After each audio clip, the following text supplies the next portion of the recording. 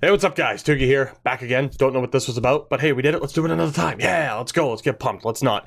I'm overtired, but I know some people were asking for this video, me talking about all of the moves from the trade deadline, and I figured, why not? Let's go podcast style, maybe, kind of, not really. Video podcast style, even.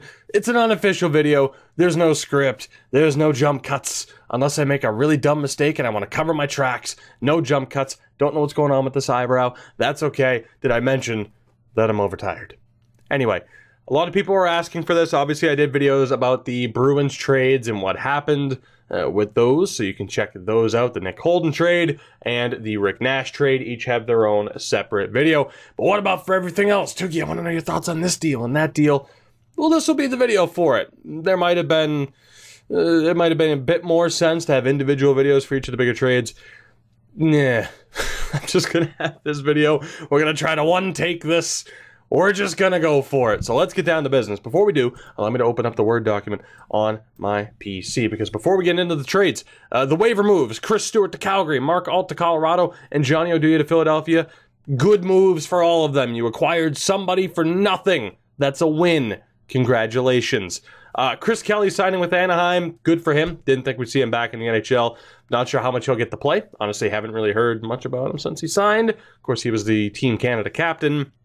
Happy for him, though. I mean, come on. I'm happy for Chris Kelly. Mike Fisher back with Nashville. We all knew it was coming. Great addition for them. And Brian Gianna signs with the Bruins. I'm okay with it. Decent depth addition. Obviously, he's not the same player of old. He was all right at the Olympics. I'm fine with it. As we will see with these trades, it made sense for the Bruins to get a little bit more depth. Not to mention Patrice Bergeron out for 2 weeks, although the Bruins did look pretty decent without him, at least for the second and third period of their game against the Carolina Hurricanes. So when it comes to getting someone like Brian Gianna, good move, because you never know when a major injury is going to happen. That said, as I struggle not to catch my breath, but, you know, as I'm struggling in general. That's okay. It's going to be all right. We're going to make it through this. First trade. Not sure if I'll put anything up on the screen so you know what I'm talking about, but it's fine. Tyler Gaudette and John Ramage to Nashville for Pierre Cedric Labrie and Trevor Murphy. Woo! AHL-related deals. Can I declare a winner? No. Decent deal for both teams, obviously. Ryan McDonagh and JT Miller for Vladislav Namestnikov. Libor Hayek, Brett Howden, first and a conditional second. I am going in order as they currently appear on capfriendly.com/trades. Obviously, huge deal for the for the Lightning to not only get Ryan McDonagh, but to also get JT Miller, who is essentially your natural replacement for Namestnikov. The fact they didn't give up Cal Foote, they didn't give up Sergachev, Braden Point, others. Kind of ridiculous. Steve Yzerman does it again. Great deal for Tampa. And now, obviously, the pressure is on to win in the next 2 seasons, same as it would have been had they acquired Karlsson. For the Rangers, I really don't feel like it's that bad of a deal. You didn't end up with the Braden Point. You didn't end up with Cal Foote. Namestnikov is still solid. Hayek and Howden are still solid. While the Lightning now have pressure to win before they more than likely lose McDonagh in the next offseason, not this upcoming one, but the 2019 offseason, the pressure is on the Rangers to kind of make this deal as big for them as they can, to shift that. Basically what I'm saying is it's way too early to declare a winner here. Tampa gets what they want now. It's up to the Rangers to deliver with their selections in the draft. And at the moment, I mean, hell, if the Lightning don't win this, the Rangers win by default, just for the 3 players that we already know about and acquiring those guys, although you could argue that they might not make it. But again, for the moment, Tampa gets what they need. The Rangers need to make the most of those extra draft picks that they have. And I feel like with the Holden trade, this trade, and another trade that we'll talk about soon, they've done very well in rebuilding in just a short amount of time. We'll see what happens, though, with those draft picks. So, no winner as of yet. It's still up for debate. Ryan Graves to Colorado for Chris Bigras, who goes to the Rangers. What am I supposed to say about this? A little bit surprised Colorado gave up on a former second-round pick in Bigras, but for both players, a change of scenery might work out. Another minor league deal. Tommy Wingels to Boston for a 5th-round pick. Chicago gets a conditional 5th-round pick. as I mentioned, I brought up the Carolina-Boston game. Tommy Wingels looked amazing. What an effort he put in his first game in Boston. With Patrice Bergeron going down to injury, it looks like that much better of a pickup. Extremely happy with this deal. What looked like just a minor depth move already paid off, at least for one game. So I've been happy to see Tommy Wingels in Boston for 60 minutes at least. Whether or not that 5th round pick, the conditional 5th round pick, who the hell knows for Chicago? The Bruins get what they needed now. Chicago could turn that into the next Duncan Keith or Brent Seabrook. We don't know. We'll see. Odds are inconsequential trade, but we'll find out. Evander Kane to San Jose for Danny O'Regan, a conditional 2nd. That could become a 1st, and a conditional 4th, where I don't know what that could become, and I'm too lazy to look it up. Decent return for Evander Kane. A lot of people thought Buffalo would get more. Good pickup for San Jose, a risky pickup, obviously. There's a lot of concerns about Evander Kane and his personality. The term locker room cancer is thrown around a lot. It's a really good chance for Kane to kind of reinvent himself, turn things around, try to break away from that stigma. We'll see what he can do. I mean, obviously with San Jose, you make it to the Cup final 2 years ago. They're still kind of in that weird spot, although they've lost Patrick Marleau, of course, where you have Joe Thornton, you have Brent Burns, and you kind of want to still make that push for the Cup now. Evander Kane is a good addition to that team if you get the best version of Evander Kane, which we'll see what he gets, or we'll see what they get, and we'll see what he does. For Buffalo, a couple of extra picks, not bad. I was looking for an option to bring this up. They did better with this deal than some other teams did, whether it's Vancouver not getting as much back as they should have, whether it's Detroit not selling Mike Green, they did okay. And hell, who knows what Danny O'Regan will become. I'll bring up this time to mention as well, because I don't know if I'm going to do outright winners and losers. I might. I didn't think of teams off the start, but that's okay. If you want to look at a loser, Washington, you should have gotten Mike Green. What are you doing? Anyway, you know what? I could do the whole winners and losers. Allow me. Like I said, scripted video. Who needs a script? Who needs editing and jump cuts? People are like, oh, why don't people do enough one takers? Why does everyone do jump cuts and edits? This is why. Because you don't get a concise and to the point video. But that's okay. Enjoy it. Because I'm not. I don't like this style at all. Even though, of course, you know me at this point. I can rant and ramble for days. Anyway, other trades. We'll do the whole winners and losers at the end. It's fine. Mike Riley to Montreal in exchange for a 5th round pick that goes to Minnesota. Decent change of scenery from Mike Riley. We'll see what Minnesota makes out of that 5th round pick. So much to say about that trade. Oh my God, blockbuster of the century. Greg McKegg to Carolina, Josh Joris to Pittsburgh. What more needs to be said? What more needs to be said? No disrespect to those two players. Another minor deal. New Jersey trades Joey Dudek in a 3rd round pick next year for Patrick Maroon. Another solid addition for the Devils. Of course, we'll mention another trade that they made not too long from now. A decent return for Edmonton when it comes to trading away Patrick Maroon. I just mentioned Mike Green. It's better to get something than nothing.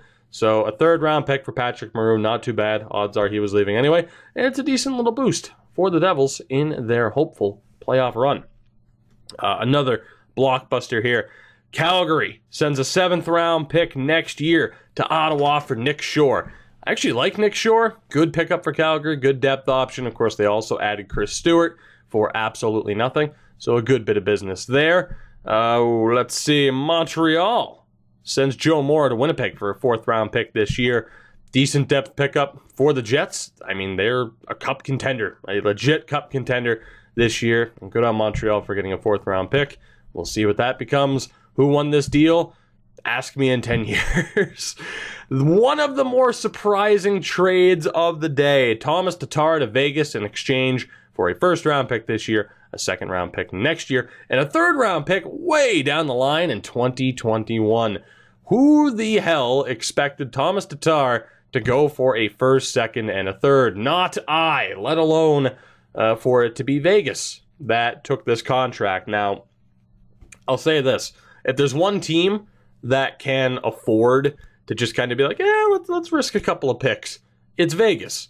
Whether or not this works out for them, I don't know. We'll see if the change in scenery benefits Tatar. I'm impressed with Detroit. And if anything, I'm frustrated for Red Wings fans, where Ken Holland makes a really good deal here, and you don't move Mike Green. And you also sign Franz Nielsen and Advocator to terrible contracts. Like, it's frustrating. It's almost similar to Jim Benning. It's like, you're so close. Garth Snow as well. You're so close to doing well, and then you screw it up for yourself by doing something else. Just the complete opposite. So, I don't know. Good move for Detroit. Good move for Vegas. Pressure's on Detroit to deliver with these picks, and Vegas could be a decent little pickup. We'll see what Tatar can do. Speaking of Vancouver, they send Thomas Vanek to Columbus for Tyler Mott and UC Jokinen. I'm not sure how bad I want Canucks fans to feel about this. Let's just say, with Tatar going for a first, second, and a third, Thomas Plekanec going for a second, Rick Nash going for a third, Patrick Maroon going for a third, Thomas Vanek goes for Tyler Mott and UC Jokinen. And that's no disrespect to either player, but for a rebuilding team, damn. Just damn. You better hope Tyler Mott reaches his full potential, because that's a rough trade. Anaheim sends Chris Wagner to the New York Islanders for Jason Chimera. Interesting trade. Wagner's been in and out of their lineup. They lost him to Colorado, I think it was last year. He ended up going back, I think both times through waivers. Kind of weird how Wagner hasn't been able to carve out a spot. Maybe he'll be able to do that with the Islanders. And Anaheim gets a veteran presence in Jason Chimera. A little bit of depth isn't a bad thing for them, especially with the injuries that they've dealt with, particularly earlier on this season. So, no complaints. Good beneficial move for both sides. Another minor league trade. Arizona sends Ryan Kujawinski to Columbus for Jordan Maleta. One of the more shocking trades of the day, Paul Stastny to Winnipeg for Eric Foley, a conditional first-round pick this year and a conditional fourth in 2020. You had a couple of those bubble teams where you weren't quite sure what they were going to do, and they had to make that decision. You had some teams stay put. You had other teams go for it. Teams that stayed put, you might define that as the New York Islanders, only a couple of minor additions. Teams that went for it on the bubble, struggling to think. Columbus would be a good example. And then teams that sold despite being on the bubble. That being St. Louis, which was very surprising to see them get rid of Paul Stastny. In their first game afterwards, if I'm not mistaken, they lost 8-3 tonight. So rough times in St. Louis when you still expected to be a near lock for the playoffs. And of course, Blues fans were hoping for postseason contention. It's not looking too good right now. They still have time to turn it around, though. Vegas sends Brandon Leipsic to Vancouver in exchange for Philip Holm. What do you really want to say? What do you really want to say? Leipzig's not bad. He got some playing time in Vegas, at least more than he did in Toronto. We'll see what he does in Vancouver. Philip Holm, I mean, he's played, what, one game, I think, at the NHL level? I'm not even sure. We'll see. That's one of those wait-and-see kind of deals. Ryan Hartman, talking about surprising moves. Ryan Hartman to Nashville, along with a fifth-round pick this year for Victor Ejdsell. Going with Ejdsell, a first and a fourth-round pick this year. Chicago selling to a division rival, kind of surprising. We know that first-round pick will be pretty low. Ryan Hartman's another solid addition to this Predators team that are absolutely dead set on going for the Stanley Cup this year, as they very well should. Great pickup for them. We'll see what Chicago ends up doing with those draft picks eventually. But for the moment, Nashville gets exactly what they need. A little bit more help. Now it's up for them. It's up to them to deliver in the postseason. We have so many more trades. Oh my God. Nick Mutry and a third-round pick in 2020 sent to Ottawa. Looking at Doggo. Sorry. Sent to Ottawa. You know what? Here, just to prove to you I'm not crazy. She's over there, and she's adorable. Yes, indeed. Are we good? Maybe, possibly. Where was that? I don't remember where that was. I think it was right about there. Yeah, we're good. Nick Mutry and a third-round pick sent to Ottawa in exchange for Ian Cole. Of course, Ian Cole moved to Ottawa in the Derick Brassard deal, which we probably should have gotten to first. I'm going in reverse order for whatever reason. That's fine. Good pickup for Columbus. Talked about how they were a bubble team. This is a solid pickup, especially alongside the Thomas Vanek move. So good for them to add and making a strong effort to make the postseason. Nick Mutry, We'll see. Third round pick, we'll see. So decent for Ottawa. It was kind of known that they were going to flip Ian Cole. Troy Grosenick and Brandon Bollig to Nashville for a 6th round pick. So we'll see what the Sharks do with that pick. Decent depth for the Preds. The end. Another trade. Set of trades. Pontus Aberg goes to Edmonton in exchange for Mark Letestu. Letestu is then flipped to Columbus for a 4th round pick. So Edmonton has Pontus Aberg. Good pickup. Nice change of scenery. Obviously way down the depth chart there in Nashville. Mark Letestu ends up in Columbus. Another good depth addition as they are pushing for the playoffs. And the Preds end up with a 4th round pick. Good for you. Why not, really, right? Toronto, I mean, they might attire. I don't know. I'm sure they're wearing pants. Thomas Plekanec is acquired by the Toronto Maple Leafs alongside Kyle Baun in exchange for Kirby Reichel, Renat Valiev, and a 2nd round pick. Again, Thomas Plekanec has somehow been deemed as worth a 2nd round pick. Toronto needed the center depth, though. It's a good deal for Toronto. I'd argue the price is a little bit high. Kyle Baun, I mean, he has a family lineage with the Maple Leafs, so that's kind of cool for him to be there. Hopefully it works out better for him than it did for Rick Vive's son, Justin. That didn't work out too well. Actually, was he even with Toronto, or was he with the Islanders? I think he was with both. Regardless, legacies. Yeah. Good. Kirby Reichel, Renat Valiev, we'll see what happens for them in Montreal. Obviously, down the depth chart in Toronto as they're absolutely stacked. The Leafs get what they need for a playoff push. Imagine that. Thomas Plekanec is a solid addition. 2nd round pick, maybe a little bit too high, but you could say that about a lot of the trades at the deadline this time around where you'd think, maybe they're paying a little bit too much, but the market is the market price. The end. We talked about the Rick Nash deal in a separate video. Check that out. Edmonton sends Brandon Davidson to the Islanders for a 3rd round pick. The Islanders get a little bit of help, like I mentioned, alongside Chris Wagner. Giving up a 3rd round pick for Davidson, not quite sure about that. We'll see who wins this deal. Got a feeling it might be Edmonton, but you never quite know. You have the massive, stupidly ridiculous Derick Brassard deal. So let's work this in reverse order. First thing, Tobias Lindbergh sent to Pittsburgh from Vegas in exchange for a 3rd round pick. Good for Vegas to get a 3rd round pick. Pittsburgh gets Lindbergh. Cool. Vegas then sends that 3rd round pick to Ottawa for Derick Brassard. Neat. Pittsburgh then acquires Derick Brassard for Ryan Reeves in a 4th. Cool. And then Vince Dunn in a 3rd are sent to Pittsburgh for Ian Cole, Philip Gustafson, and a 1st. Good Lord. So the Ottawa Senators end up with a 1st and 3rd from Pittsburgh, Ian Cole, who they already flipped, and Philip Gustafson. Not bad. Not a bad return. You could argue they should have gotten a little bit more, especially when you see what Thomas Tatar went for. It's not bad. Pittsburgh ends up with Vince Dunn, and that's basically it. It's Vince Dunn, a 3rd, and Tobias Lindbergh, so some depth and a 3rd round pick. Good for them. Just what a mess of a trade. And the fact is, the word was going around that Vegas did this so that Derick Brassard didn't end up on Winnipeg.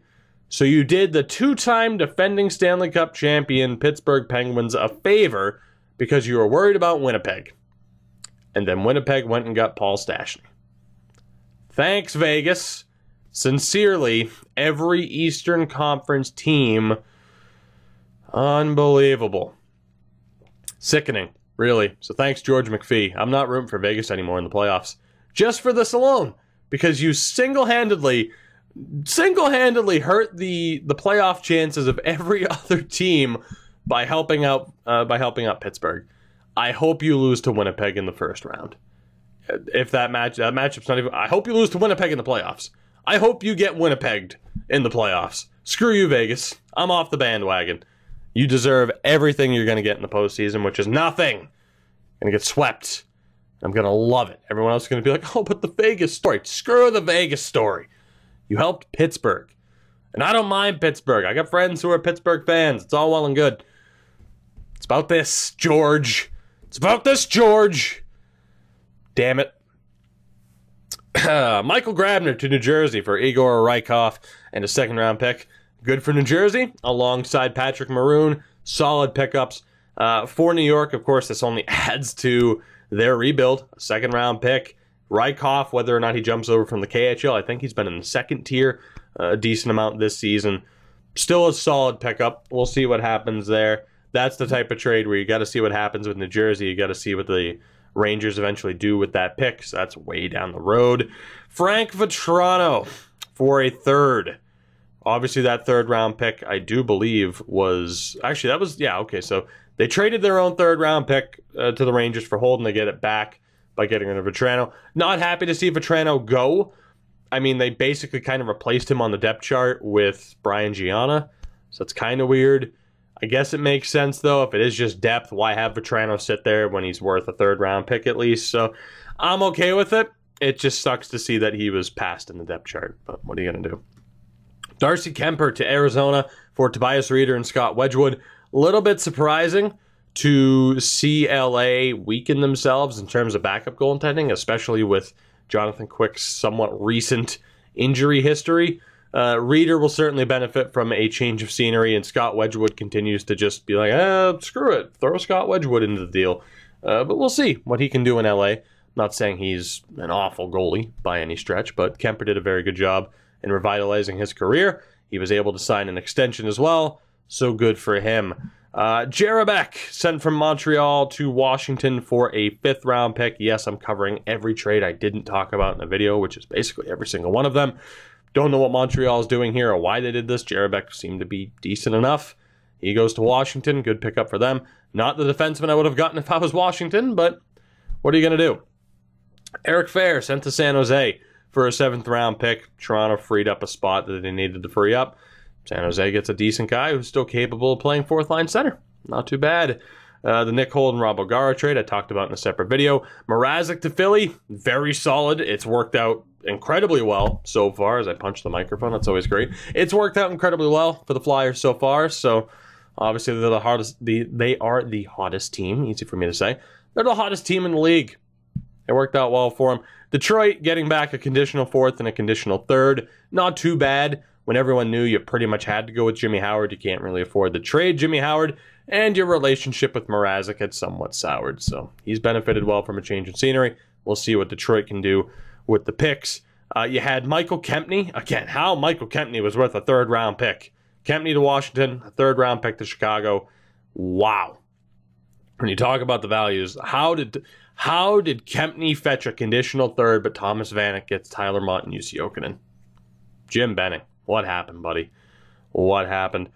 And I think we're pretty much good. I mean, from there, you had Soshnikov to St. Louis. Toronto freed up a spot. Sosh should be decent for St. Louis. Polka for DiDomenico. The Gaborik-Phaneuf trade, which has worked out relatively well for both teams so far. And that's pretty much it. Yeah, that is it. So there you go. Holy shit. We covered every trade. We did it all. We made it. We have made it. As far as winners and losers, I'm just going to go through every team. Washington, still feel like they should have done a little bit more. They are still in first place in the Metro. As I'm recording this, they're a game above Philadelphia. 64 games played, 79 points. Philly's 1 point back with a game at hand. I feel like Washington should have done a little bit more. I don't know if you could have somehow worked out a way to get Mike Green. It would have been a little bit rough. It probably would have required moving Brooks Orpik. If I'm Washington, though, you look at how strong the East has gotten, you needed to do something. It's the first year where you're not that true Tier 1 contender. You're not Pittsburgh. You're not Tampa. You're down in the, honestly, the Philly, the Washington, the Toronto, the Boston kind of contenders. You needed to do something. And I think if you could have found some way, even if you had to give up a pick and a decent prospect to get Detroit to take Brooks Orpik. Detroit loves having bad contracts, so you can't tell me you couldn't have worked it out. Get Detroit to take that deal, get Mike Green, maybe try to find someone else offensively. You look at what a Patrick Maroon went for. Maybe if you'd given up a third-round pick for him instead of Michael Kempny. Just saying. Washington, they should have done more. Philly, you could have argued they should have done more, but they're the hottest goddamn team in the league right now. They got Johnny Oduya on waivers. They're okay. You could argue, though, maybe a little bit more could have been done. Pittsburgh, they get Derick Brassard. I mean, it's stupid. Matt Murray currently out with concussion issues. That is the one kind of concern. But you do still have Tristan Jarry there. I'd feel all right if I'm the Penguins, obviously. Tampa, I mean, they're the cup favorite. They're the cup favorite in the league. I think they did enough. Toronto getting Plekanec, it's decent. It's decent. I mean, Toronto was already pretty good. You could argue that they needed a defenseman. The Mike Green rumors were there for the longest time. They didn't work out that deal. I'm a little bit surprised. We'll see. We'll see. A lot of the hope for them depends on Freddie Anderson, which, of course, you want to really try to rely on your starting goaltender. We'll see if that works out for them. Offensively, if Austin Matthews can get healthy, especially as we move towards the playoffs, it's Toronto, man. They're good to go. I predicted they'd lose in the conference final to Tampa. Toronto could win the whole damn thing this year if they stay healthy, and if guys like Marner and Nylander continue to play as well as they have been. Nylander's been on fire lately. It's been unreal. For the Bruins, I didn't talk about it in this video because obviously I have the separate videos up. I am fine with what they've done. The Brian Gianna depth signing is fine by me. Tommy Wingels looked great in his first game tonight. Rick Nash scores a goal in his second game as a Bruin. He has an unreal highlight reel play of the year save, kicking a puck off the goal line.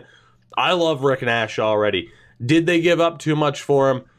Probably. But you see what some of these other guys are going for. Kempney for a third, Plekanec for a second, Evander, Kane and what he fetches. I'm cool with it. I'm cool with it. Now, obviously, if the Bruins are one and done in the postseason, I mentioned this in the video, it's a little bit of a disaster. The Rangers still have to hit with those picks, much like I was talking about with other trades in this video. But I'm very happy with where the Bruins are at the moment. 1 point back of Toronto with 5 games at hand as I record this. They are a little bit off the pace now. They're technically 1 point off Tampa's pace. So I'm feeling good, but obviously with Patrice Bergeron's injury, it is a battle between Toronto and Boston. Who's getting home ice advantage? Because with Tampa's additions, I don't see either of those teams catching them at this point.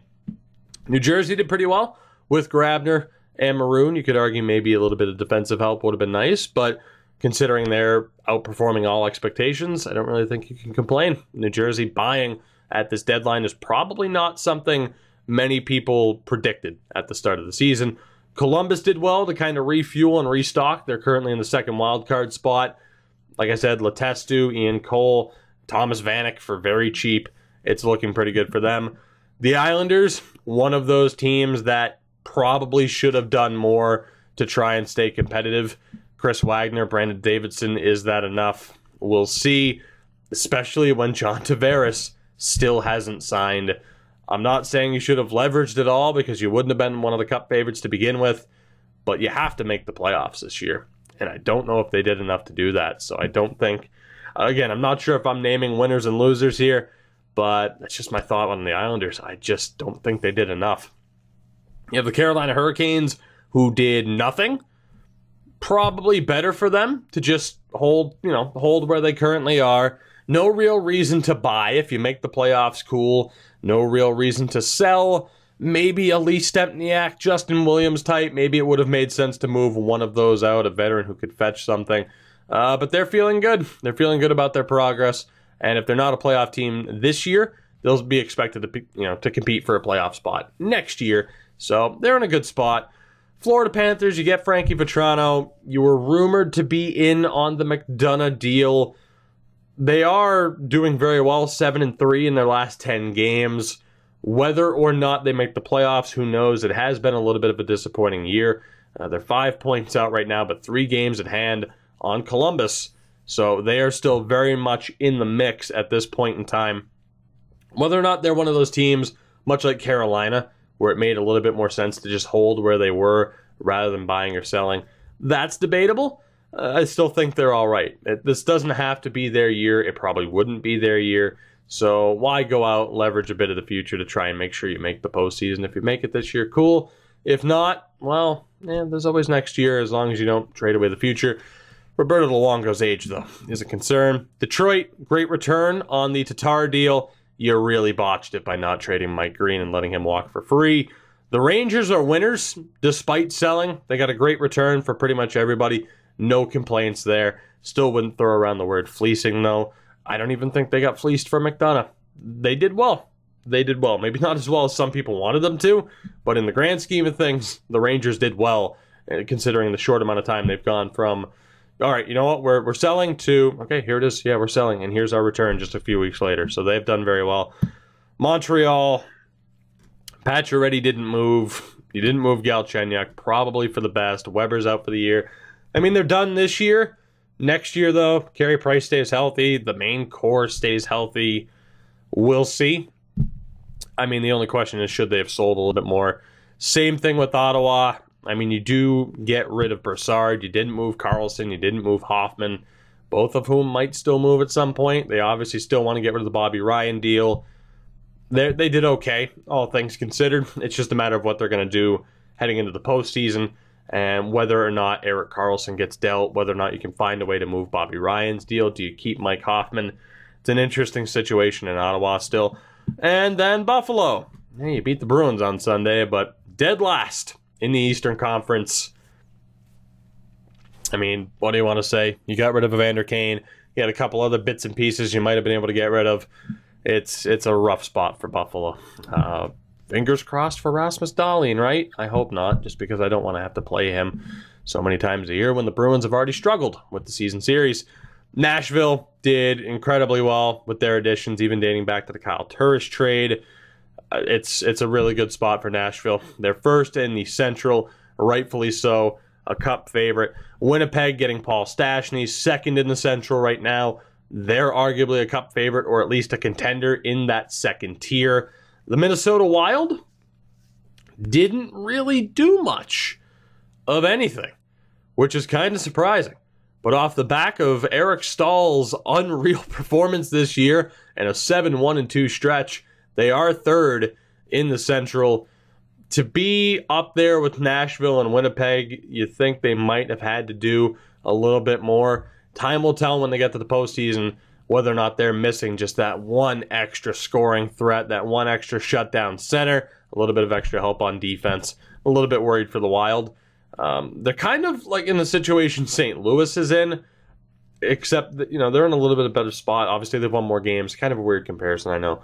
I feel like them and St. Louis are basically in the same spot. Minnesota's proven to be a little bit better, but still they didn't buy. St. Louis isn't that much worse, but they've sold. It's weird, man. The Central this year is very weird. For Minnesota, though, might have done a little bit more. Vegas, you got Thomas Tatar. You bought at the deadline. You have Ryan Reeves now, and you retain salary on Derick Brassard. Fuckers. Oh, boy. I don't know. Still, Vegas is in a pretty good spot. Not rooting for you in the playoffs, though. San Jose gets Evander, Kane. Second in the Pacific right now. Good for them. You could argue maybe a little bit more defensive help, of course, but not too bad. The LA Kings, they made their move with Dion Phaneuf and Tobias Reeder. Decent help on both sides. Did they need a little bit more? Maybe. But with Jeff Carter now healthy, if he can stay that way, there was an injury scare with Kopitar. The key for them is to stay healthy and to have the big names carry the team. Can they carry them to postseason success? We'll see. Again, they're a team much like Minnesota, where, yeah, they're good. Could they have used a little bit more help is the question. Dallas being in the wild card, Dallas didn't do anything. You could argue that maybe they should have. We'll see. One of those bubble teams, much like a St. Louis, they're only 4 points ahead of the Blues right now. One of those teams battling for the wild card. Dallas holds pat. St. Louis sells. We'll see if it's good enough for Dallas to really do anything. Same with Anaheim. You add Jason Chimera. You didn't really do a whole hell of a lot. I don't really know if you had to. Key for them is to stay healthy. One of those teams where you're probably all right. Maybe a little bit more help on the back end might have helped. It's pretty much the answer, though. It's if you look at these teams, if you look at these fringe teams, it's like, okay, so Anaheim got Chimera. The obvious answer is, yeah, and you probably could have used another piece on defense or a better piece on offense. It's kind of the answer, isn't it? It is kind of generic to be like, oh, okay, well, they added Chimera. Maybe some defensive help would have made sense. Obviously, but that is the answer at the end of the day. Calgary didn't do a whole hell of a lot.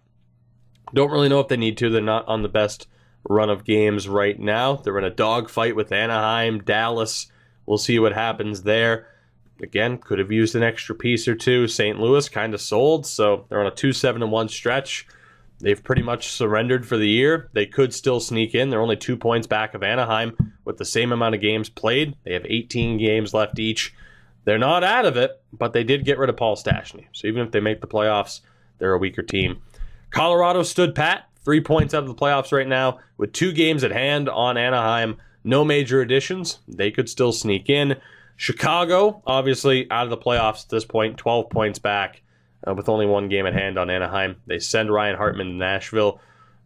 Kind of retooling and get rid of Kempny as well without getting rid of any major pieces. It's decent. There were the rumors maybe they'd move Patrick Sharp, that they were trying to move Brent Seabrook. That didn't happen.